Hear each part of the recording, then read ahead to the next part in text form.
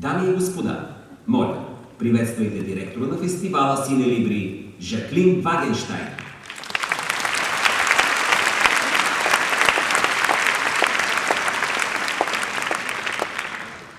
Добър вечер. Имам безкрайното удоволствие да ви приветствам на второто издание на фестивала Сине Либри, на кино-литературния фестивал Сине Либри в зала 1. За мен е безкрайно вълнение. Много се радвам, че виждам толкова много хора тук. Много ви благодаря, че сте с нас. Казват, че хубавата книга няма край.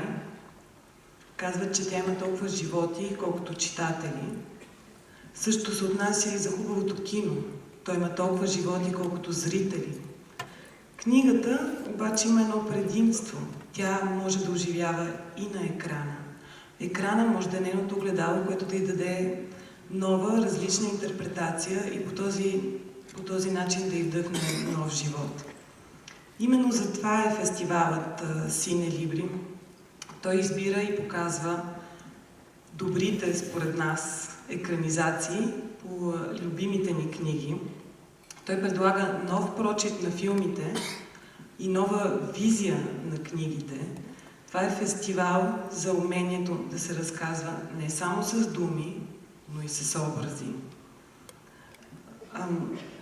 Фестивал, който обединява магията на киното и книгите, и ние искрено се надяваме вие да усетите тази магия с една така доста голяма програма, която сме подготвили. Смятаме една добра селекция. За мен, надявам се да ви впечатли, защото има много филми, които са така действително забележителни. Бъдете с нас, с Сине Либри, от 5 до 16 октомври. Цялата информация, която търсите, бихте могли да намерите на cinelibri.com. Искам да кажа най-вече преди всичко, че този фестивал се състои благодарение на вас. Този фестивал съществува благодарение на неговата публика. Той беше една идея, която се роди спонтанно миналата година и така като на магия всъщност бе реализирана. Но тя има второ издание и надяваме се да има много бъдещи издания, единствено поради одобрението и съпричастността на публиката. Благодаря на всеки един от вас, който отдели от времето си и от другите си задачи да бъде днес тук с нас. Благодаря безкрайно на всички наши партньори, съмишленици и естествено на екипа ни, с които работихме денонощно, за да стигнем до този ден. Перформанса, който видяхме, е дело на Виолета Витанова и Станислав Геннадиев.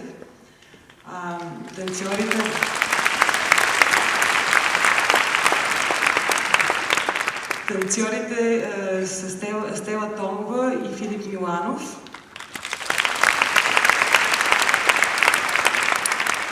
Визуализация, електрик ми и музика Генда.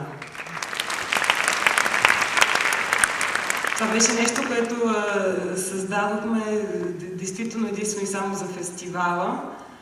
И надявам се да ви е харесало, защото е много любопитно на цялата идея на фестивала, която обединява изкуствата и създава диалог не само между киното и книгите, но и между другите изкуства. Тази година за първи път се връчва почетна статуетка. Тя е тук пред мен. Изразява птица, която едната част от крилете ѝ е книга, другата част е филмова лента. Тази награда ще се връчва от тук нататък всяка година и тя се връчва за насърчаване на симбиозата между киното и литературата. Тази награда днес аз ще имам удоволствието да връча на Фредерик Бекбеден, един много любопитен, за мен голям френски писател, но не само писател, а и режисьор, сценарист, продуцент и още много неща, които могат да се кажат за него. Мисля, че познавате неговата личност, но защо връчваме на него тази награда? Ние връчваме заради предизвикателството, което неговото творчество и неговото поведение представлява. Ние го връчваме за способността да провокира общественото мнение и с творчеството си, и с поведението си, и защото умее, като никой друг, да хвърля ръкавицата на общо установените правила и на морала. Тази символична статуетка се връчва, защото ние го награждаваме за оригиналните му, нестандартни хрумвания и тяхното талантливо осъществяване, както на белия лист, така и на големия екран. Дами и господа, Фредерик Бекбеде.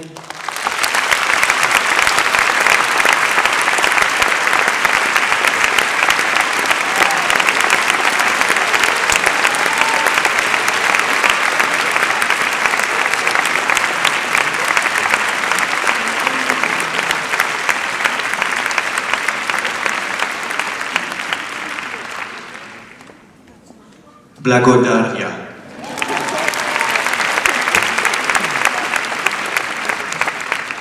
Здравей.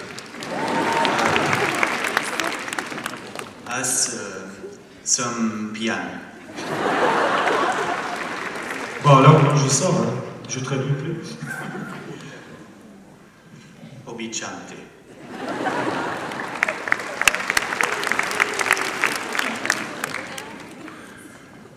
Bon, je vais continuer en français. Така ще продължа на френски все пак.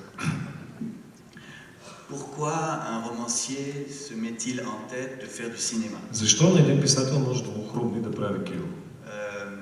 Certes, d'abord, c'est pour déshabiller des actrices. Несъмнено най-напред, за да се облича актриси. Mais je vois tout de même trois autres raisons. Но има и три други причини, според мен.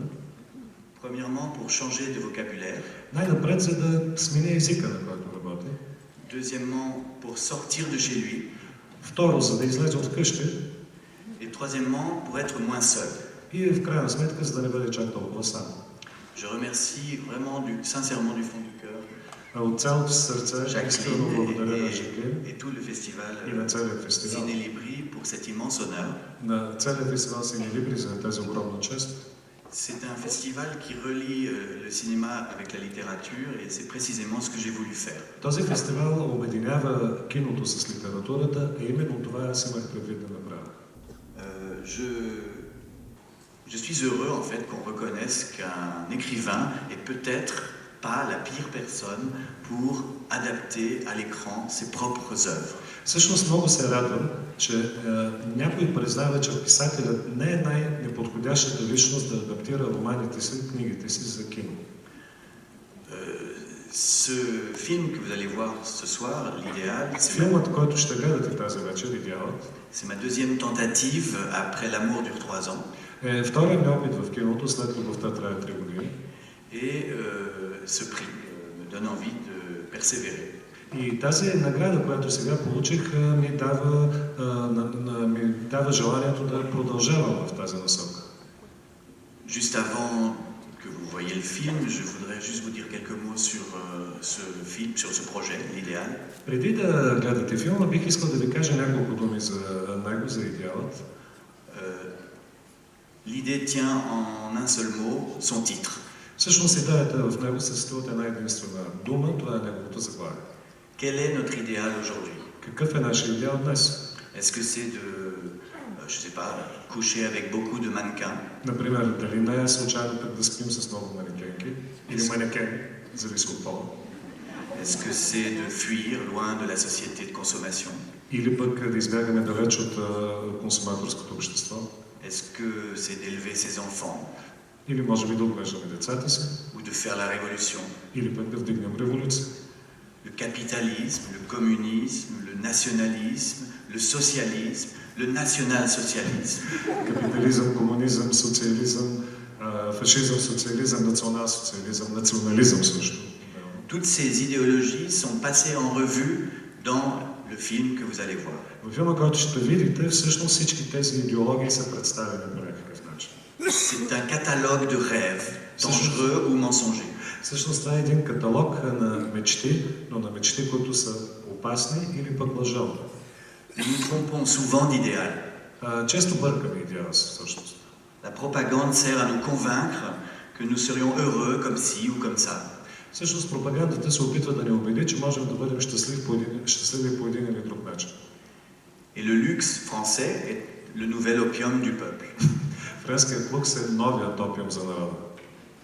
Alors bien sûr, il s'agit d'une caricature. La satire est un art dans mon pays depuis Rabelais, Molière. Разбира се, става въпрос за окарикатуряване. Сатирата, както знаете, в моята страна е издигната на нивото на изкуство още от времето на Рабле и Молиер. Mais cet art, la satire, devient difficile. Но това изкуство, сатирата, става все по-трудно. L'an dernier, des dessinateurs sont morts à Paris simplement parce qu'ils faisaient des caricatures. Миналата година в Париж бяха убити художници просто защото рисуваха карикатури. Et 99 francs de Yann Kounen avait été attaqué parce que les journalistes sont tous salariés par la publicité. 99 франка на Ян Кунен, например, беше разбит буквално от пресата, защото повечето, той казва всички, журналисти всъщност са на заплата при рекламодателите. C'est compliqué de critiquer le monde auquel on appartient. Много трудно да се критикува света, на който ти принадлежиш. Moi, c'est ma démarche depuis toujours. Ça tient en un mot simple, autocritique. Аз от край време действам по този начин и то се състои в една проста думичка самокритика. Dans l'idéal, donc, j'ai essayé de retourner contre le système ses propres armes. Така че в идеалът се опитах да обърна срещу системата нейните собствени оръжия. Je pense que c'est plus intéressant, plutôt que de critiquer de l'extérieur, de critiquer de l'intérieur. Мисля, че много по-интересно вместо да критикуваме отвън, да критикуваме отвътре. Voilà, j'essaye de surmonter mes contradictions en les exposant. Така че аз се опитвам да преодолявам собствените си противоречия, като ги показвам. Alors oui, je suis fasciné par la beauté physique. Да, верно е, аз съм запленен от физическата красота. Et en même temps, je trouve que c'est fasciste. Но от друга страна намирам, че това е фашистко.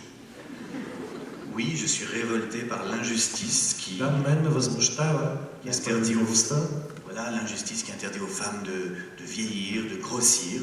Която забранява несправедливостта, която забранява на жените да остаряват, да надебеляват. Et qui impose aux femmes un modèle impossible à atteindre sans être retouché par Photoshop.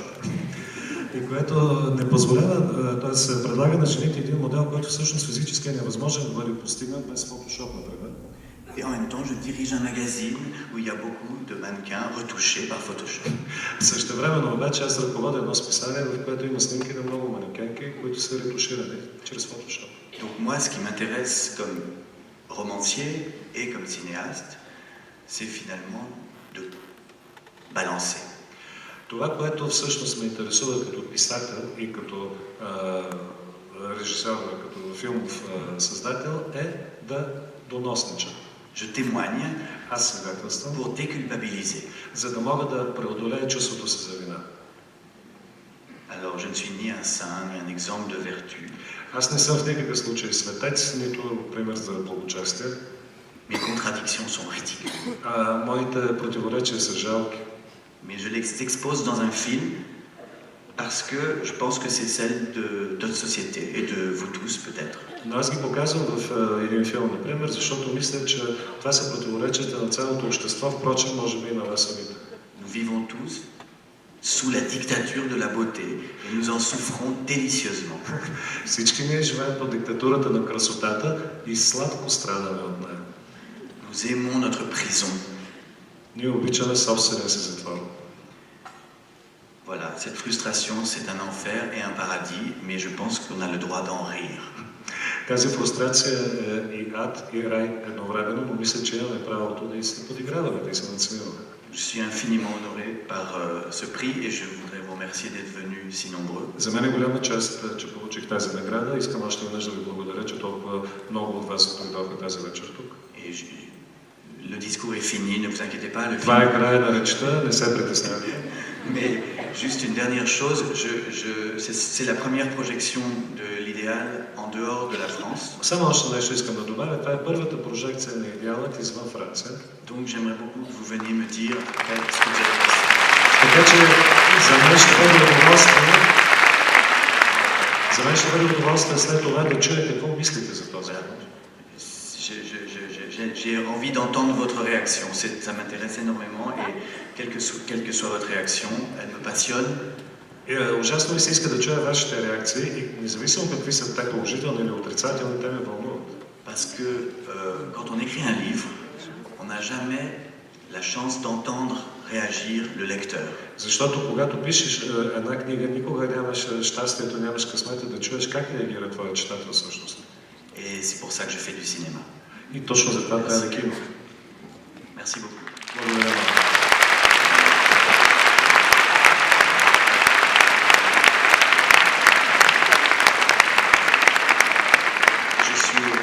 Je suis au Radisson, chambre 505. Merci.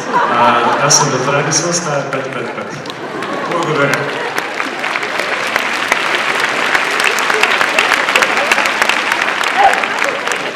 Благодаря ви.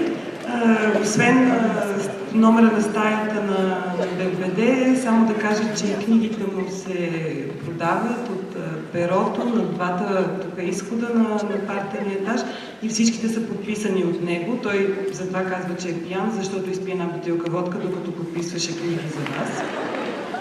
Желая ви приятно четене и най-вече приятно гледане, особено сега по време на фестивала. Очакваме ви. Влезте на cinelibri.com и бъдете с нас. Благодаря и приятна вечер.